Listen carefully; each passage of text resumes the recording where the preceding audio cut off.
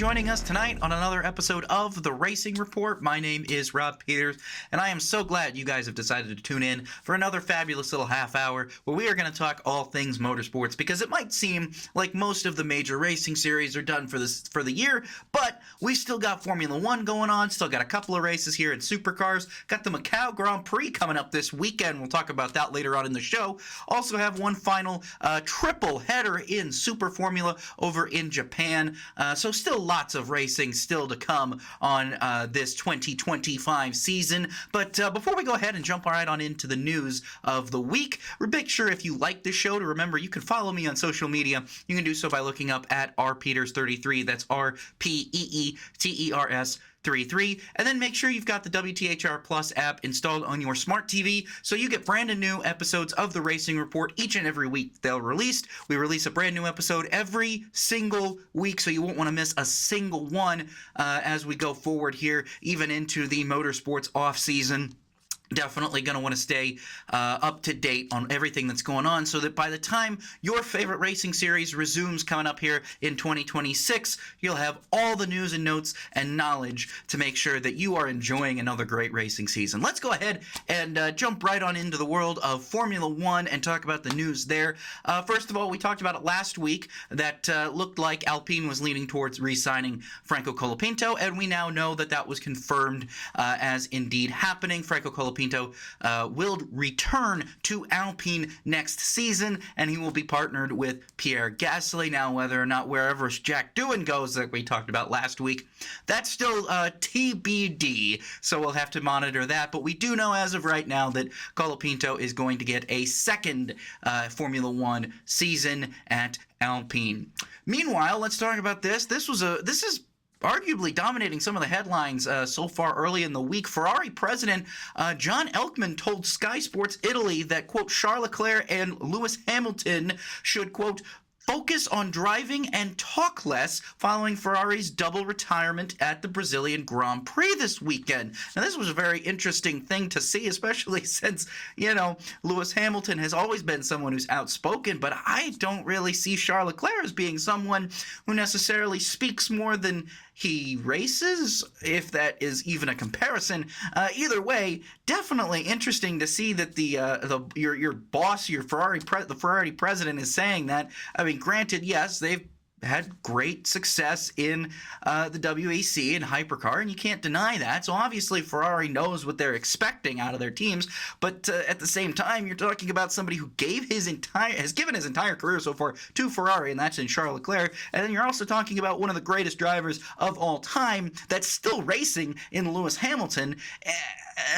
Just very bold coming from your president, but we'll have to see what happens with that, if that maybe lights a fire under Hamilton or Leclerc, or maybe it finally gets that F1 team to change things up, because definitely it's been a rough several years for Ferrari, really ever since 2018, 2019, somewhere around in there. It's not been great for them, so really, I kind of understand the frustration, but at the same time, you're talking to two drivers who really are the best that you have, and arguably the best that you could come by, and yet and I get it, I know, going from possibly having a shot at second in the championship to what are they now here coming up? I believe they are fourth in the championship now. If I am correct, they are a couple of points back from Red Bull Racing, and they are over 30 points behind Mercedes now, especially after that. So Mercedes in second. Obviously, McLaren has already locked up the Constructors' Championship, but Ferrari was looking at a potential second in the Constructors' Championship had they had a much better Brazilian Grand Prix weekend. Unfortunately, that just didn't happen.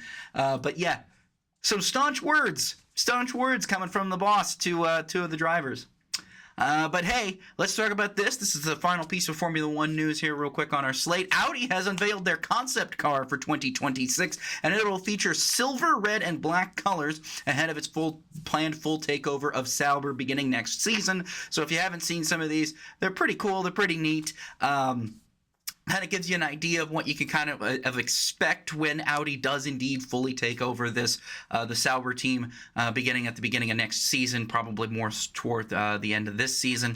And also, they made a bold claim. Remember, they're supposed to start having their own in-house Formula One power unit here in a couple of seasons, and they say that they're targeting a world championship by 2030. So they're targeting a world championship within the next 5 seasons. Okay, more power to you. Good luck to you.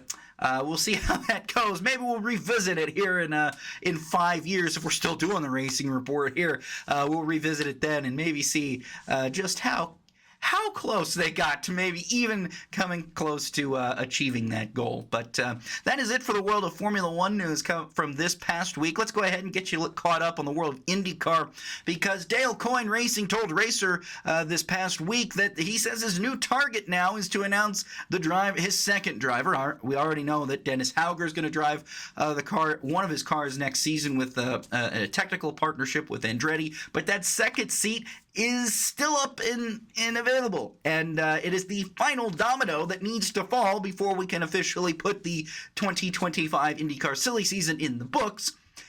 But he says, hey, we said Halloween, now we're saying Thanksgiving, and at the latest before Christmas. So he's really trying to get something done here and trying to find a driver for that second car. Now, what's interesting here is that even though there's been a lot of possibilities, some names thrown out. Here are the names that are on the short list right now that are possibilities to maybe take over that second Dale Coyne machine. So obviously Roman Grosjean, who has been rumored for quite some time, a couple months now, and then obviously apparently Jacob Abel is still in that running for that second car, despite a disappointing rookie season for the Louisville native. Then Connor Daly is also potentially linked to a return to Dale Coyne Racing. And finally, Linus Lundqvist, who won the Rookie of the Year just 2 seasons ago, and has been out of IndyCar since for all last year. He's also rumored to be a potential candidate for that second seat. But again, those are a lot of drivers, and there's only one seat to go around. And Dale Coyne, he's got to get something going because he can't wait much longer. And so he's really got to try and figure out, from what I understand, it looks like it might be a sponsorship kind of issue. He's trying to find the right sponsorship or the driver with the right funding to maybe take over that number 19 car. I believe it's supposed to be renumbered to 19 again. I believe I saw that. But again, that could still be a rumor. But either way, Dale Coyne trying to make a decision here at the earliest before Thanksgiving so they can get everything ready to go, so that they're not trying to get ready for St. Petersburg on their back feet, because that would not be an ideal situation for a relatively small budget team like Dale Coyne Racing. And finally, the final piece of IndyCar news to talk about this week is that Louis Foster has signed a contract extension that will keep him at Rahal Letterman Lanigan Racing for the, quote, foreseeable future. So some good news with some stability there. Obviously, we still have one more seat to be decided in Rahal Letterman Lanigan Racing. I know that just completely contradicts what I just said, and I would be completely wrong if I didn't point that out. Yes, not the final domino to fall, that second Coyne car. Also, the second final domino is going to be that second or that third RLL car. But again, I think that third RLL car at this point, if I had to give you my best guess, this is not based on anything I've talked to, I haven't seen anything, I haven't read anything. My best guess, my gut feeling, I should say, is that I think they'll work something out with Mick Schumacher, because he was very, very impressive in that first test that he had at Indianapolis, on the IMS road course, and it does seem like the two sides really like each other. So my gut feeling is that seat is likely more locked up than it might seem. And again, take that with a grain of salt. It's by no means confirmed or anything. It's just what I think. Just given the conversations that have been held, it seems like nobody else is really in contention for that seat, whereas we see this Dale Coyne seat, lots of different names being thrown around. that's where I'm kind of coming to that conclusion on. But again, I could be wrong. Maybe next week I'm talking about something completely different. Someone else is going into that third RLL car. Who knows? Who knows? We'll find out, and we'll find out together. So don't miss a single Racing Report episode, because we'll always have the news right here for you. So, all right, but that is it for the open wheel segment of our news program. We're going to go ahead and take a break, and when we come back, we're going to talk about some of the breaking news in the world of supercars. And we're going to get you caught up in some of the craziest stuff in the world of NASCAR. We've got silly season news, lawsuit news. Oh, my goodness. We've got all of it. All of it. You're going to just don't want to miss it. All right. So without further ado, we're going to be right back. And like I said, when we come back, we're going to recap the Supercars and NASCAR news. So don't go anywhere. You are watching The Racing Report. And welcome back to The Racing Report. My name is Rob Peeters. Let's get you caught up on everything that's happening in the world of supercars down under the Supercars Championship. Breaking bombshell news, 7-time champion Jamie Whincup will step away from co-driving as Triple Eight Racing will sign Nick Burkett as the new co-driver of the number 88 car alongside Brock Feeney for next season. Now, it's important to keep in mind, as breaking as this is and as big of a piece of news this is, Whincup is saying this is not it. This is not his full retirement. Now remember, he did semi-retire, and he now currently serves as the managing director of Triple Eight Racing. So he's got a lot on his plate in addition to serving in that co-driver role. But he says, no, I'm stepping away for right now. We've got a great opportunity to sign Nick Burkett with a co-driver deal. Right now, we've got, they got that move to Ford for next year. A lot of moving pieces are going to happen in that Red Bull Racing Team Australia.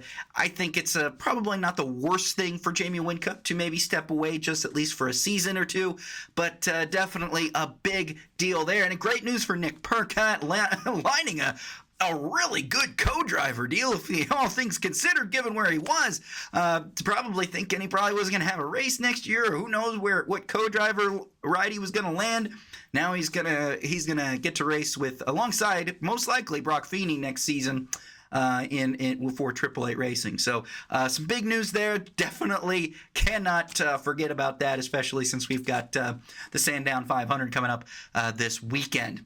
And then finally, in the world of supercars, James Courtney, who we thought was going to be done in just a few weeks' time. We all thought that this is his swan song in supercars. No. That's not it at all. Now, it is going to be his full-time swan song. But he has signed a deal with Team 18 to race as a co-driver next year, and I believe that will be alongside Anton De Pasquale. I believe. But big news there, James Courtney not having to hang the racing suit up just yet, getting a co-driver deal there with Team 18. So some good news there for Supercars, a legend in James Courtney. A lot of legends in supercars, but we'll talk about one of them coming up here as we transition into NASCAR news. We had a lot of NASCAR news to get to, actually, and number one, first of all, is some changes happening at Trackhouse Racing. Now, Ross Chastain is going to stay where he is in the number one Chevrolet, but he's going to have a new crew chief. Brandon McSwain is going to come over from Junior Motorsports and Hendrick Motorsports the last several seasons to go crew chief for that number one car beginning next season. So some good news there for Ross Chastain fans. And then we've got some number switch-ups. Connor Zilisch is going to run for Rookie of the Year next season in the Cup Series, driving the number 88 Chevrolet for Trackhouse Racing. And that means that Shane Van Gisbergen is going to be able to drive his longtime number, the number 97, beginning next season in the Supercars, in the NASCAR Cup Series. That's his Supercars number. Now, if you are familiar with Shane Van Gisbergen and where he comes from, like I am, or if you even understand what I'm talking about when I do these Supercars news updates, Shane Van Gisbergen drove number 97 in Supercars for many, many seasons, from when he was basically just starting out all the way until his retirement. He was driving that number 97. It's a number that means a lot to him, and it was a very tearful and really gripping announcement that Trackhouse posted on social media announcing the move. So definitely some big changes you're going to have to get used to, because Connor Zilisch is going to be in the number 88. But I think for most people who, like me, myself, who associate Shane Van Gisbergen in the number 97, it's not really going to be that hard of an adjustment. But I do understand for some people who might be thinking, man, I just got used to him in the 88. Now what do I do? But big news, some changes going on there in the world of trackhouse racing. Now let's talk about some silly season driver news in the NASCAR O'Reilly Auto Parts Series, formerly known as the NASCAR Xfinity Series. Corey Day is going to drive for Hendrick Motorsports full-time in the number 17 HendrickCars.com Chevrolet beginning next season. And that'll be Hendrick Motorsports' first full-time effort in that series since Kyle Busch and Casey Mears ran in 2007. So a lot of things to get used to there. That's gonna be very new and very interesting there. Good luck to Corey Day. Hopefully, we'll see how that goes. And then Ryan Ellis, who announced not long ago that he was going to leave DGM Racing. Now we know where he's racing next season. He's going to drive the number 02 for Young's Motorsports in the O'Reilly Auto Parts Series next season. He's going to have sponsorship from Tableau TV, which has been his sponsor for several handful of races. I believe that's an 11 race deal with him and Tableau. But also, in addition to that, I believe Young's Motorsports is expected to also retain Anthony Alfredo in the 42 car next season, so could possibly have 2 cars for Young's Motorsports next year. Although I don't believe Alfredo's been confirmed yet or announced, but I imagine that is probably what's going to happen. But again, take that with a grain of salt. Now, going back to Trackhouse real quick, because this is something that we got to talk about. This is, as the news gets lower and lower here, it's going to get more and more juicier. And this is very cool. This is very interesting. So apparently, Justin Marks has said that Connor Zilisch is indeed interested in doing the Memorial Day double of the Indianapolis 500 and the Coca-Cola 600. And this is something that apparently they're cool with too. So they would like to see Zilisch run the double at some point in his career. But here's the thing. The earliest that would happen appears to be 2027. Now, I know that seems, well, wait, hold on, wait a minute. That's actually not too far from now. That's only a couple of seasons. Yes, you're correct. I guess this is something both parties really want to do, want to get to a program together to allow Zilisch to compete in the Indianapolis 500. That's something he wants to do. That's something the team wants to do. So it looks like it's beneficial to all parties, but we're holding the brakes just for right now, because Zilisch is going to run full-time for Rookie of the Year next season in the Cup Series, and they want to make sure that, he gets his footing in the Cup Series, understands how to run the Cup Series before maybe they throw that Memorial Day double on his plate. So if all goes well, we could see Connor Zilisch in IndyCar at the Indianapolis 500 as soon as 2027. But again, lots of things can change before then. Who knows what's going to happen? But, hey, I didn't know when the next time we were going to see a driver compete in a double after Kyle Larson. And it's actually really refreshing, at least in my opinion, to see something like this be announced so soon after that. So we might not actually have to wait very much longer until we might see another driver competing the double, which is always one of the cooler storylines during the month of May, at least in my opinion.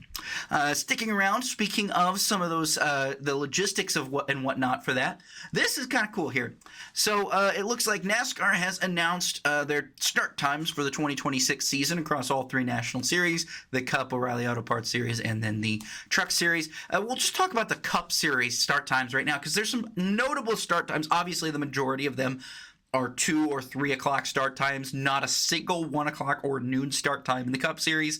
Important to note that seems to be the norm. NASCAR has routinely said that for every hour they move the race up, it's a 5% drop in viewership, which is why you see all these races starting so late in the afternoon.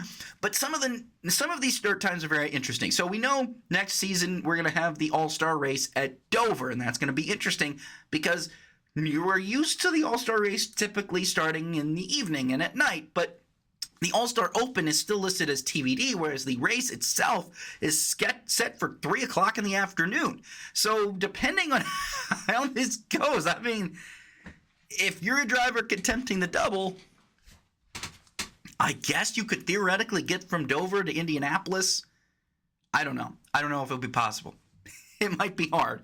Bob Pockrass theorized it, but even then, I'm kind of like, that's a tight turnaround.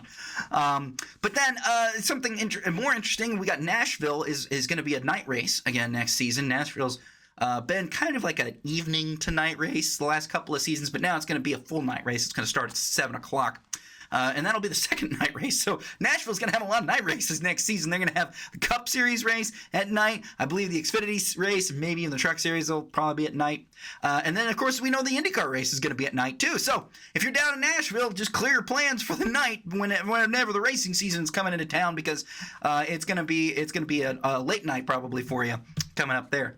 And then, very cool thing here, we got a midsummer run here of 3 straight races on Sunday night. And that's going to start at Chicagoland. Chicagoland's going to be about a 6 or 7 o'clock start. Atlanta is also going to be, I believe, about a 7 o'clock start, and then North Wilkesboro is going to be a 7 o'clock start. That'd be North Wilkesboro's first points race since 1996, remember that. So, really good deal there. I think that's a good thing. Get some of those midsummer races. Give me that night race kind of vibe. Get more. It's easier for, I think, fans to come out for a night race, especially when it's in those hot summer months. Especially for Chicagoland, I think that's going to be a real big deal, with a lot of people getting real excited for that, because Chicagoland at night, whoo, it's fun. It's definitely fun. And then the Southern 500, last several seasons, it started at 6 o'clock Eastern Time. It's now going to start at 5 o'clock Eastern Time beginning in 2026, so be note of that. And then Homestead, the season finale at Homestead, that's going to be a 3 o'clock start, I believe. Previous years, it started much later in the evening, maybe closer to around maybe 4, 5, or even 6 o'clock. But now we know it's going to be a 3 o'clock start, so still might have that kind of, especially it's November 8th, so I think that should be around when we change clocks. So maybe we'll get a little bit of a day to night transition there, starting the race at 3 o'clock. But definitely things to keep note of. That's the new start times and everything. And again, if you want to check out the full start times, go ahead and check over to NASCAR.com. They'll have the full start times there for you as well. Final 2 pieces of NASCAR news we got to get to here real quick. In the NASCAR lawsuit, this is a big update. Judge Kenneth Bell ruled Tuesday that 23XI and Front Row Motorsports will be allowed to depose Rick Hendrick and Roger Penske despite the two's pushback in the December's antitrust trial. So this was a big change. Neither Rick Hendrick nor Roger Penske wanted to be under that deposition, but the judge has denied their motion. So now they will be able to be called and by the 2 teams, and that could be interesting, to all things considered, how that's going to go if Roger Penske and Rick Hendrick are basically going to be called into that courtroom almost against their will. They fought against it. They don't want to do this. They don't want to say it. It looks like it's going to happen. The judge has said it's going to happen. So, again, heading toward a December trial unless we see a settlement. And I don't know how soon a settlement is going to be. So, boy. Yikes. And then a final piece of NASCAR news that we're going to talk about this week is that NASCAR's managing director of racing communications, Mike Ford, says that there has not yet been a decision on next year's championship format. So as of right now, if you do go and look at those NASCAR start times, it will still say playoff races and things like that. It'll still say the P word. So for all of you who are not playoff fans, unfortunate for you, but either way, we haven't had a decision yet, so obviously NASCAR is continuing as if nothing has changed, and I imagine once a decision is made on, because it seems to me, and again, I'm not inside these conversations, this is just from what the insiders who have kind of understood or talked to people, that the idea is the 36 race schedule, the championship is probably not going to happen, but it's not off the table entirely. I would expect, my full expectation still is for a 10-race playoff. That is my expectation right now. I think I'm very much expecting NASCAR to go back to the original chase for the Cup format, albeit calling it the playoffs, even though I think I would prefer them to call it the chase for the Cup again. But again, they're not asking me. But definitely it's going to be interesting to see what comes of this and really what ends up, if there's a change, and what that change is going to be. So definitely keep it here, because as soon as we know, we'll report it to you right here on the Racing Report. So let's go ahead and take our second and final break of the show. And when we come back, we're going to recap the Formula One Sao Paulo Grand Prix and talk about all of the implications that happened. Oh boy, that sprint race Oscar Piastri, Max Verstappen starting from the pit lane. Oh boy, a lot of things going on. So don't go anywhere. You are watching the Racing Report. And welcome back to the Racing Report. My name is Rob Peeters. Thanks so much for sticking with us through that break. Let's go ahead and break down the Formula One Sao Paulo Grand Prix. Lando Norris won that race and extended his championship lead by a big margin. In fact, over his teammate Oscar Piastri and his rival Max Verstappen. Now, and again, not only did he win the Grand Prix itself, he also won the sprint race, which helped him even more. So that was basically 8 extra bonus points. Oscar Piastri, unfortunately, did not finish that sprint race, so points were left on the table. And then to make matters worse for Oscar Piastri, he got a penalty for avoidable contact, I guess, on Kimi Antonelli. And if you want my opinion, that shouldn't have been a penalty. That was a racing deal. Piastri had the corner. But the stewards didn't agree, and he received a 10-second penalty for that, and it basically ruined his race. Again, another finish off the podium, which is frustrating. Now, Kimi Antonelli did get a podium. He got his highest finish in Formula One ever, finishing second. But that's a hard blow in the championship now for Oscar Piastri, because as we look at it right now, Lando Norris has 390 points and is solidly in the lead of the Drivers' Championship. Piastri is 24 points back. He's got 366. Verstappen is 49 points behind Lando Norris and 25 points behind Oscar Piastri with 341 points. So is Verstappen's shot at a championship lower? Yes, kind of. But I think there's still 3 races left, and there's still one more. There's still one more sprint race, so anything can happen here. Piastri, I think, just needs to double down and make sure that he is capitalizing on every opportunity to make up points on Lando Norris. 24 points is not an impossible thing. I mean, if it's simple, it's as simple as Norris not getting any points and Piastri winning the race. Now, that seems simple on paper. It's not simple in practice, but there you go. And then let's talk about Max Verstappen real quick. Like I said, he started from the pit lane, came up, drove up, and finished third. Could have had second had he maybe just had an extra lap or two to get Antonelli with DRS. But nonetheless, man, Verstappen with an insane drive coming up from the pit lane to get there. Again, probably not what he wanted. Probably wanted to prefer to win. Probably maybe would have preferred Lando to have a worse day than he did. But all things considered, one heck of a drive for Max Verstappen. Now he did get bailed out there by a safety car and some virtual safety cars, yes. But give a call and credit where credit's due. It's not easy to finish on the podium from the pit lane start, regardless of how many safety cars you have. So definitely Verstappen had one heck of a run there in Brazil, but just a little bit short, but still got on the podium there in Interlagos. Now let's go ahead and real quick shift into the races that are coming up this weekend, because we do have races this weekend. Obviously, the Supercars Sandown 500 is this weekend. You can watch that race on SuperView if you subscribe on YouTube. I believe it's still about $7 a month. Not a bad deal, all things considered, especially given away. Streaming is going in the United States. Again, still with F1, we got that blackout. I tried F1 TV Pro for the first time this weekend. Not bad. Actually, highly recommend it. Unfortunately, it's in its last month of existence in the United States, as Apple TV is set to take over the exclusive rights next season, and they'll be fading away F1 TV in the United States, obviously, because that would make no sense for them to have the rights and still have Formula One be able to sell direct-to-consumer rights. But hey, for $10.99, I wasn't really going to complain, but I do wish Disney and YouTube TV would work out their differences. But anyway, like I said, the Sandown 500 coming up this weekend for Supercars, and it's going to be another elimination race. So if you're still a little bit unsure about this, think of it like a hybrid hodgepodge of how NASCAR has done their playoffs in the past. It's a mixture of the 10-race chase and the elimination style knockout playoffs. So obviously, after the Gold Coast 500, we eliminated the bottom 3 drivers after taking the top 10 drivers after the Bathurst 1000. in the points.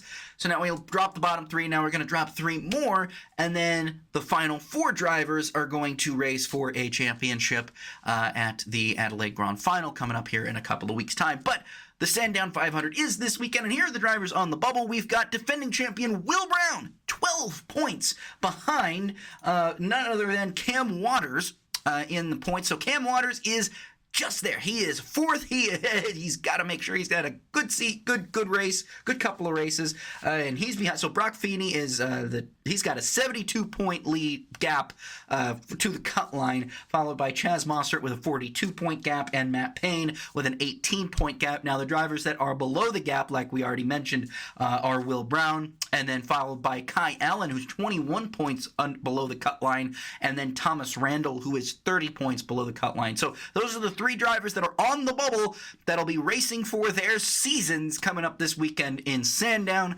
when the Supercars races their 2 events this weekend. And then that's not all. We actually have another event, the Macau Grand Prix, arguably one of the biggest junior Formula races in the world right now, is this weekend. It'll be a Chinese Formula 4 event again as well, but still a fairly decent lineup of drivers set to compete this weekend in Macau. Always a great race, and it's not just the Formula 4 cars, it's also the GT racers and everybody else that competes there. Those races will be streamed, I believe, on motorsport.tv, so I believe that's another subscription you gotta get.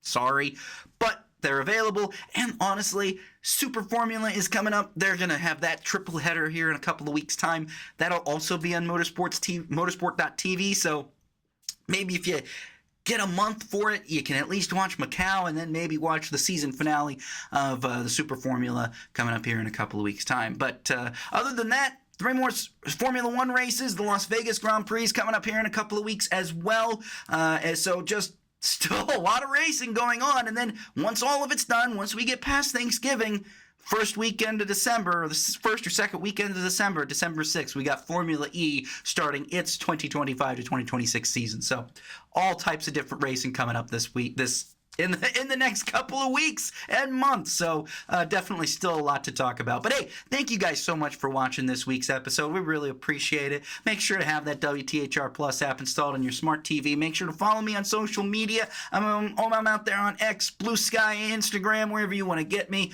I'm tweeting and retweeting all types of different motorsport news and notes and everything like that. Also my opinions on various pop culture topics and sports broadcasting too. But hey, for WTHR Plus, my name is Rob Peeters, and this has been the Racing Report. We'll see you guys next week.